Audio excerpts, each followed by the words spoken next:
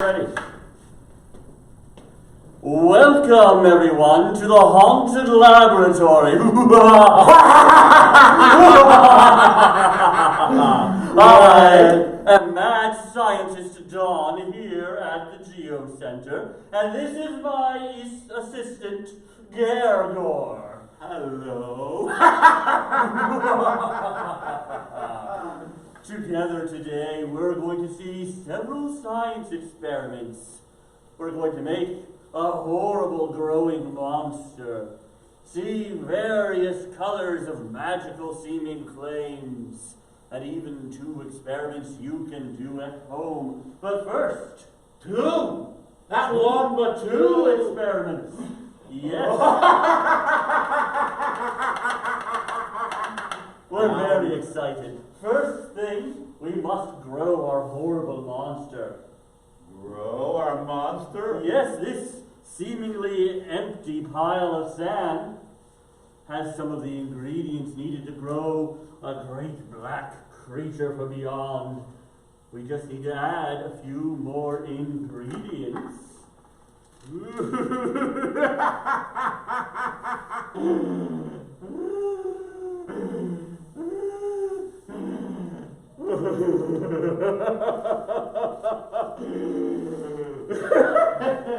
Gergor really loves the experiments. We're mixing together some sugar as well as baking soda and a few secret ingredients. And we're going to light it on fire. Everyone knows the best experiments involve fire. And we'll see. Don't worry, my little boy. You'll be all right. We take great safety precautions. I may be mad, but I'm not that mad. So first, we light this on fire.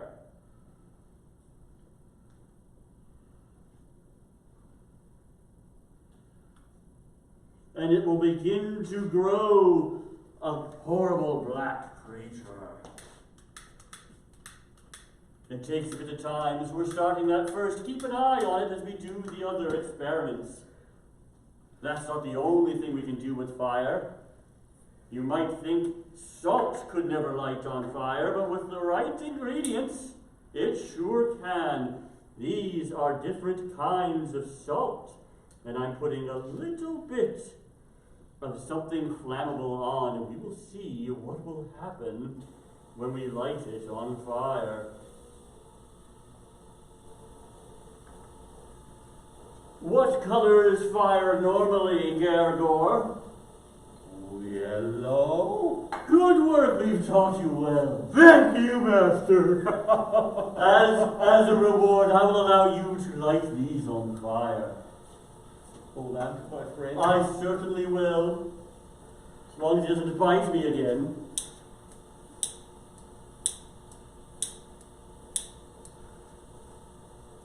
All sorts of different colors, reds and orange and green and pink.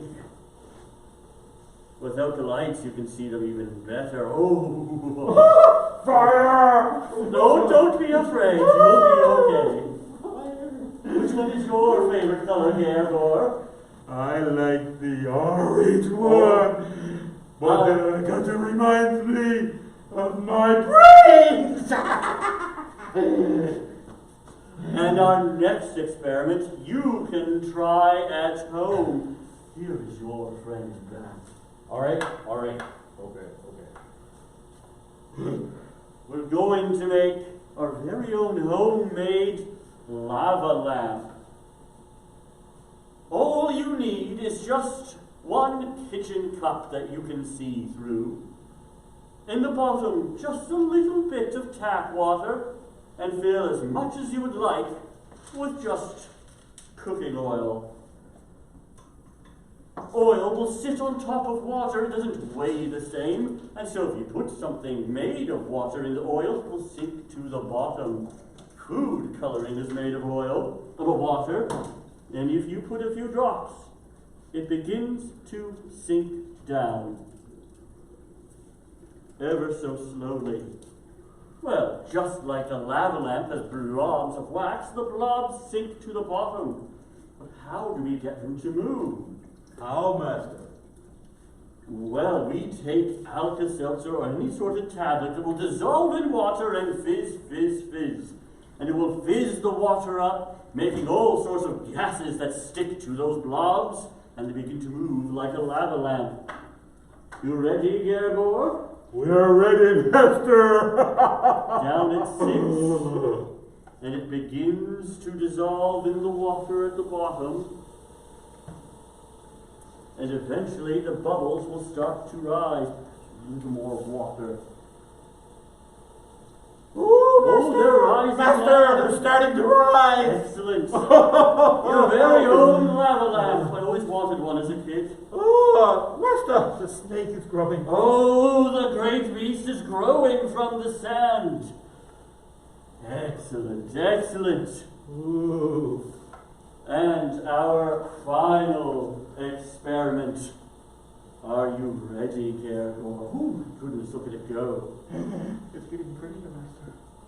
It looks like blood! Shall we do Frankenstein's toothpaste? Okay. I didn't know he ever brushed his teeth.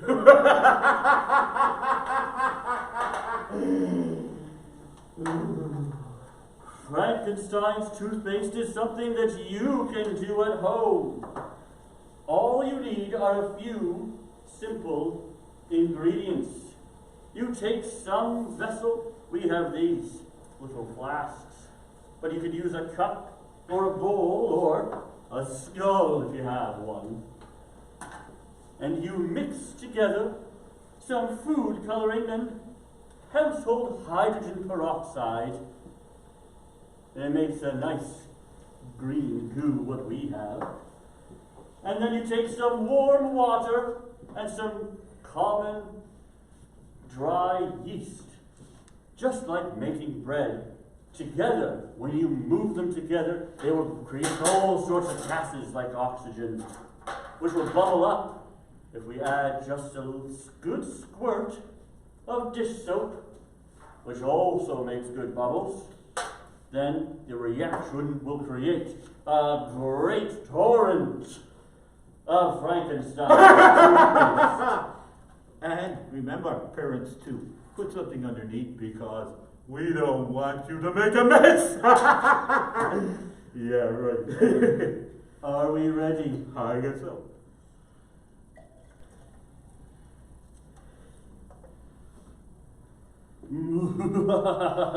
Great gooey gobs of it. Oh, he doesn't have quite enough in there. Oh. An easy experiment to do at home, and you can experiment with different color combinations. Make them bigger or smaller.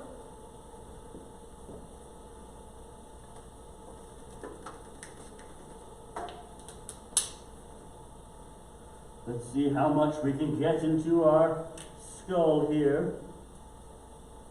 You told me to take out his brains. I didn't know. I didn't think there'd be that much room in them.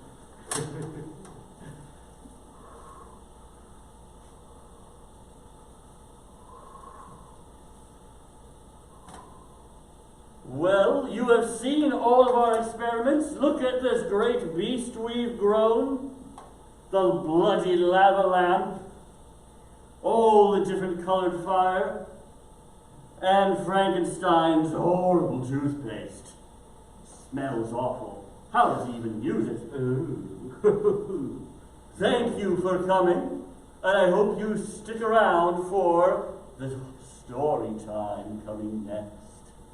Take it away.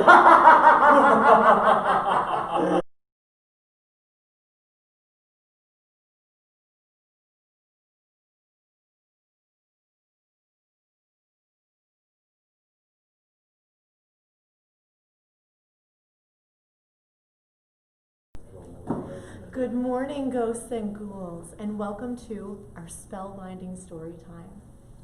I have for you Halloween night by Marjorie Dennis Murray and illustrated by Brandon Dorman.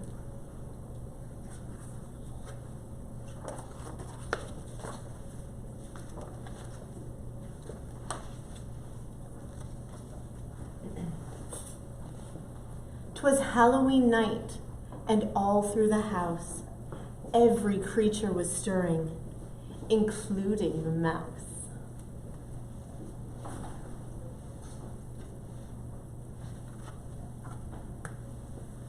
The walls were aflutter with little brown bats, while hordes of black spiders crept out of the cracks. By the fire in the kitchen, the witch stirred her brew. To make it more smelly, she threw in a shoe.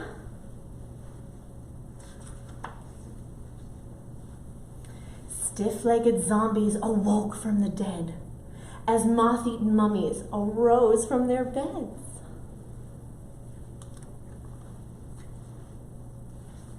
The pumpkins all grinned with ghoulish delight as little green creepies made treats for the night. Into each party bag they dropped 4 crunchy legs, a handful of grubs, and 8 rotten eggs.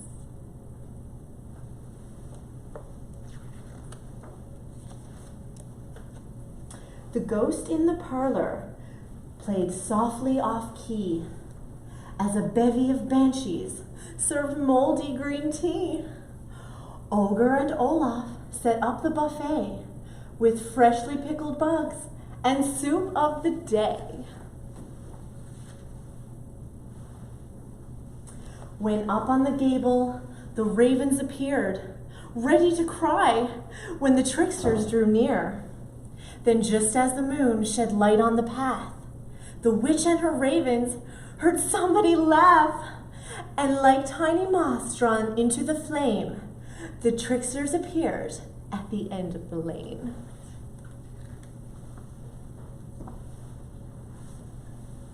A witch, a toad, a ghost, and a bat, a vampire, a mummy, a yellow-eyed cat, a fairy, a ghoul, a plump little rat. "Quick," cried the witch, "they're coming this way. Take the pot off the fire, unveil the buffet."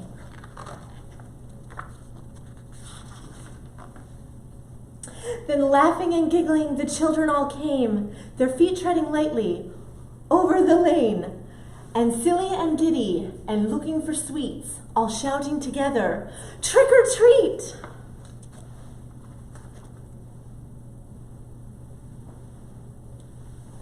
"Come in," said the witch, "please be our guests. Come to our party, we've put out our best." Into her parlor the children all peeked, so eager to see the Halloween treats.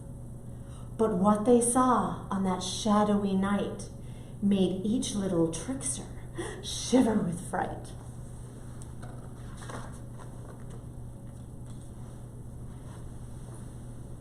Mummies and harpies and creepy green things, fishtails and stink bugs and dragonflies' wings, newts and toads and lizards and mice, flies in the soup and crickets on ice, a ghost in the parlor and bats in the den, the witch's pet monster outside of his pen, and Ogre and Olaf and all of their friends.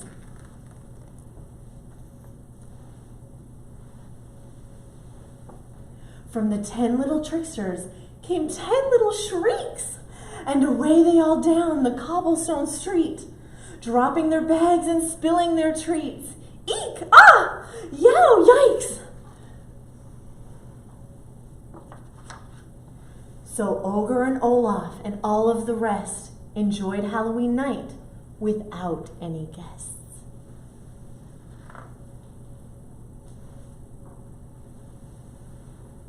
They each took home some leftover legs, some grubs and bugs, and lizards and eggs, and all agreed that on that night, as they left, that this was the very best Halloween yet. Well, thank you so much our little ghosts and ghouls out there. We hope you enjoyed our morning of Halloween fun here at the Johnson Geo Centre. We look forward to seeing you again soon. Happy Halloween!